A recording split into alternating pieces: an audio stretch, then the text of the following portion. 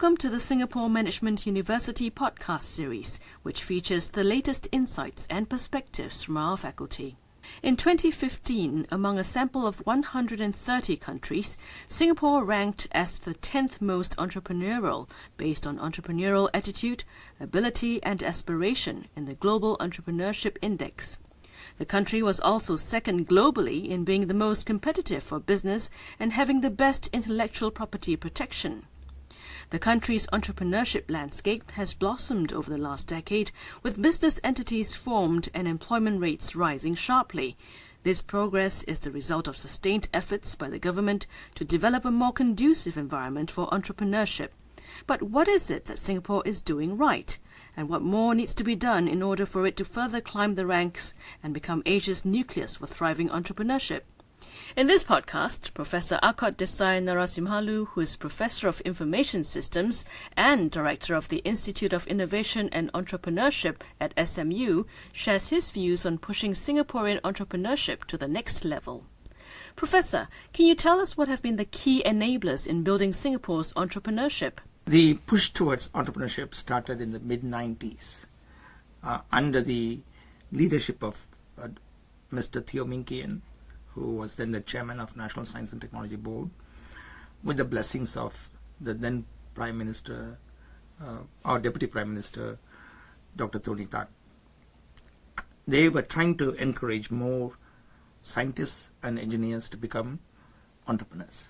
The program was called Technopreneurship, and a number of research institutes which were affiliated with National Science and Technology Board responded to the call, and Kentridge Digital Labs, which was one of the entities, actually created 21 companies, raised $120 million to set up startups.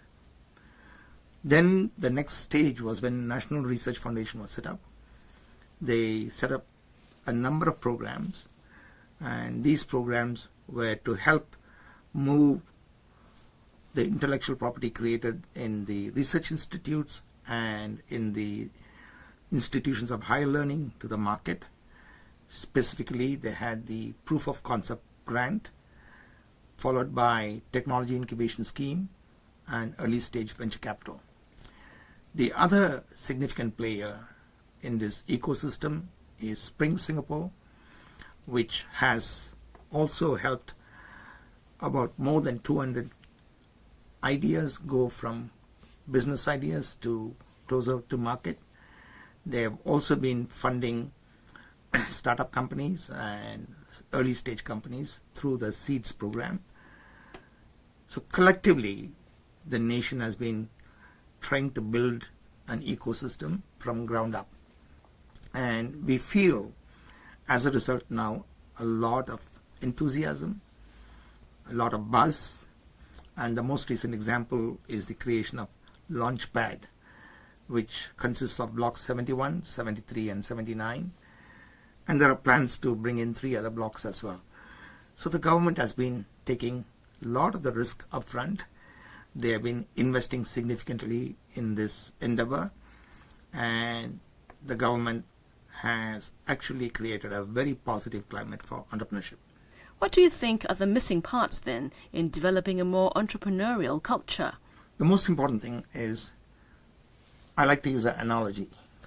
It's as if the government has already put down the rails for trains to go. They even built some small trains and they have launched initial services. It is time for now both the society and also the private sector to jump in and leverage the momentum. If you look at the private sector, it has been responding to opportunities the government has given, and it has done so especially when there was good leverage, such as for every 15 cents the private sector put in, the government was willing to contribute 85 cents for the technology incubation scheme.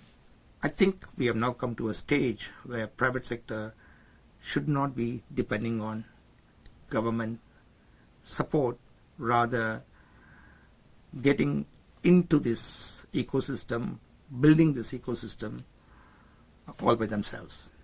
If you look at the challenges now, they are on two broad fronts. One is on the social front or society at large. Increasingly, parents are becoming aware that entrepreneurship is an alternative career option for the children, but the numbers have to increase.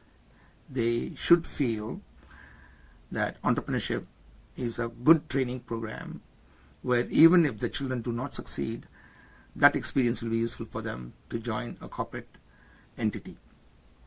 Second, we find a number of entrepreneurs who have done well and exited the companies and made some small fortunes or large fortunes have now turned investors, which is good.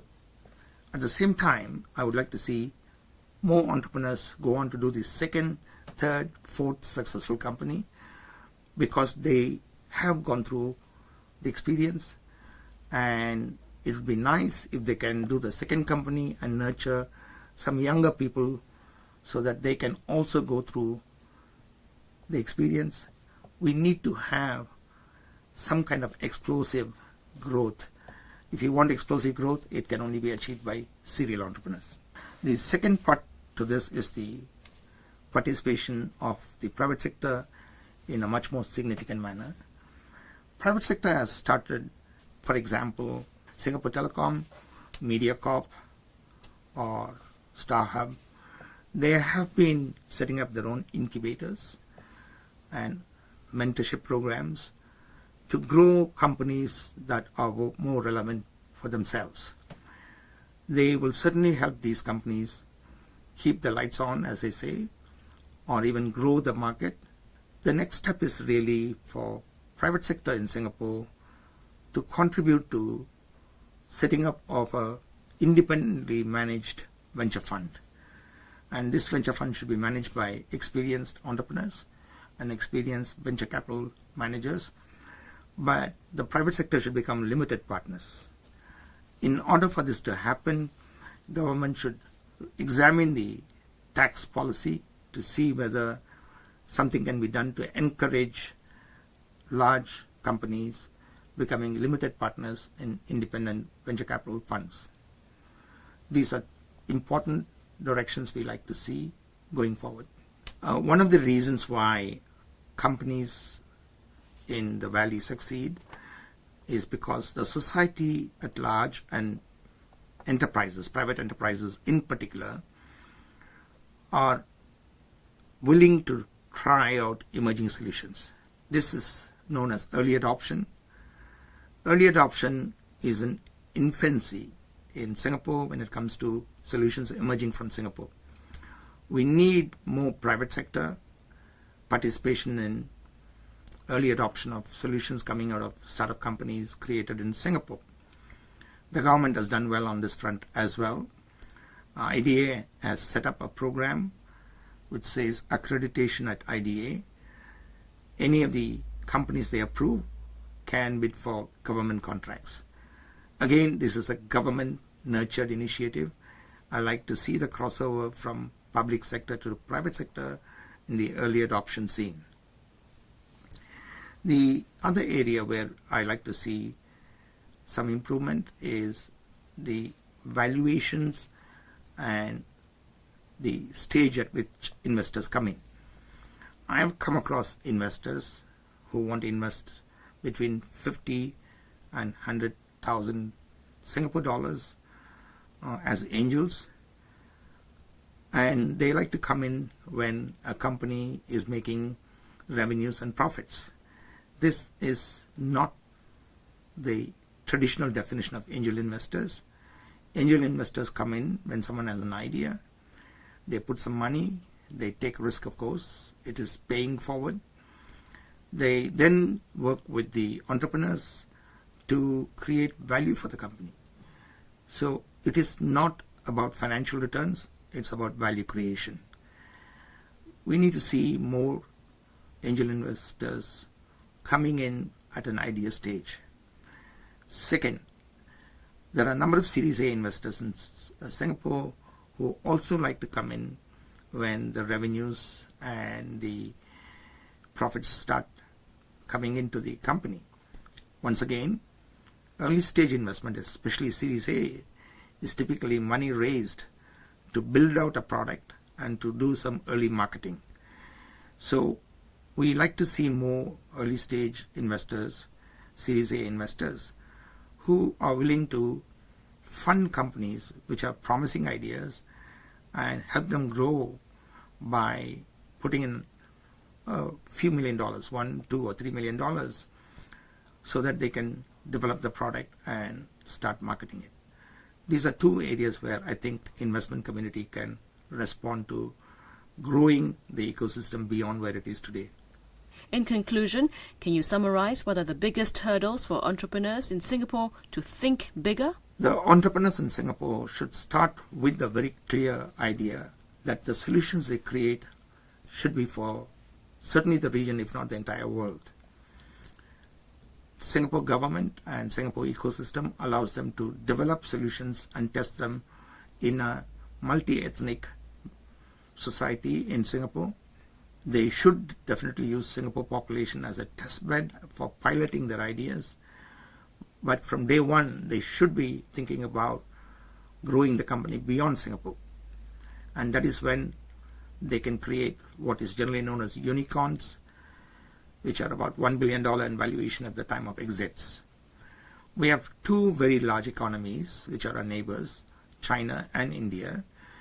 We can create companies which are targeted at these two markets, either both or one at a time, and find partners there who can bring us into those markets and grow into those markets. At the same time, we should not forget we have another closer neighbor, Indonesia, which has about 300 million people, about 150 million people who have enough money to spend on smartphones and related applications. We should try to see how we can leverage Indonesia as well. In that sense, I am beginning to see some enlightened venture capital managers targeting Indonesia as a primary market, given that there are a lot of players already addressing China, and there are also some people addressing the Indian markets. So a concerted effort in bringing ideas beyond Singapore is a very important ingredient in ensuring we are able to create companies that are globally visible. Thank you, Professor. Thank you.